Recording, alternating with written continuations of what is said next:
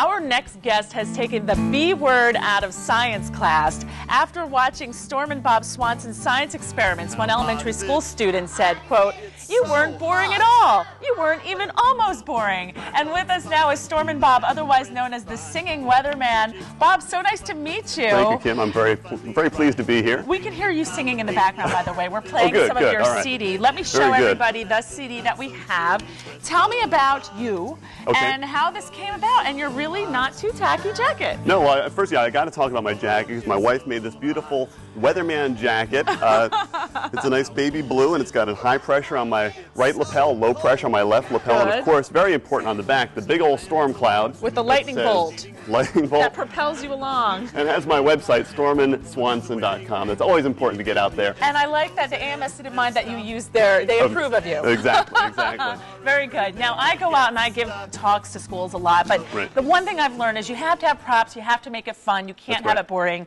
You're cooking a can of Diet Coke. That's right. What is this going to prove to everybody? You've been talking all morning about high pressure, right? Right. Well, a lot of times pressure is something that it's tough for people to get their heads around. So I always relate pressure as being the weight of the air. It's like getting on the bathroom scale. That's the barometer. You know, air is made of real stuff. It's made out of molecules. And if you can prove that to yourself by just waving your hand in front of your face, and you can feel your hand hitting stuff. Yes. When you stack those air molecules from the top of your head to the edge of the atmosphere, they weigh down on us at about 14.7 pounds per square inch. That's a lot of weight. That is a lot of weight. Well, I'm going to prove that air can do something by using this special can. And it's just a can, and it's just heating up some water. And kids, do not try this at home. That's right, but I'm heating up water. I'm essentially forcing the air out of the can because I'm creating water vapor inside. You have a little bit of water in there. A little bit of water. And what I'm going to do is I'm going to turn this hot can upside down in a pan of cool water. That's going to let that water vapor condense into liquid water again. I'm going to be left with nothing inside. I'm going to create an area of very low pressure inside the can. Outside in the room here, we've got high pressure. And that high pressure air will want to go in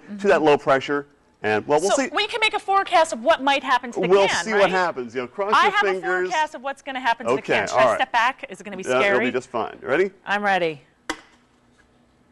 Oh, it got sucked in. There we go. So all of that air in there is condensing. The water in it is condensing, and now there's like taking up less space, and it's getting pushed in by the weight of the air around us. Exactly. So high pressure is going into low pressure. And the reason the pressure is important, why you report pressure, is because just like a lot of us, the weight changes. You know, our weight changes, the weight of the atmosphere changes, and as the weight of the atmosphere goes up, that's when the barometer reading goes up, and that means high pressure. And as you've been saying all morning, that means that the air on top of us is sinking.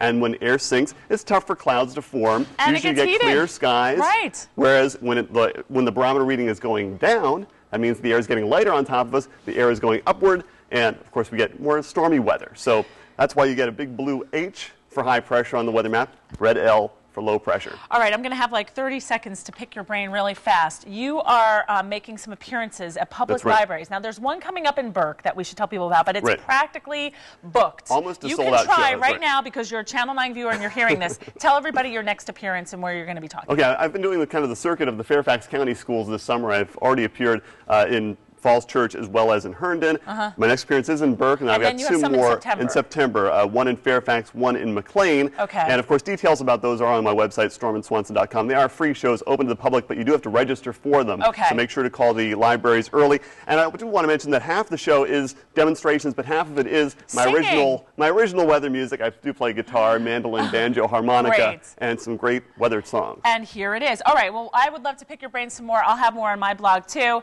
And of course, here is his awesome CD, and can't wait to see how you make your stuff work. All right, we're going to send things back over to Andrea. All right, thank you, Kim, and we know it will be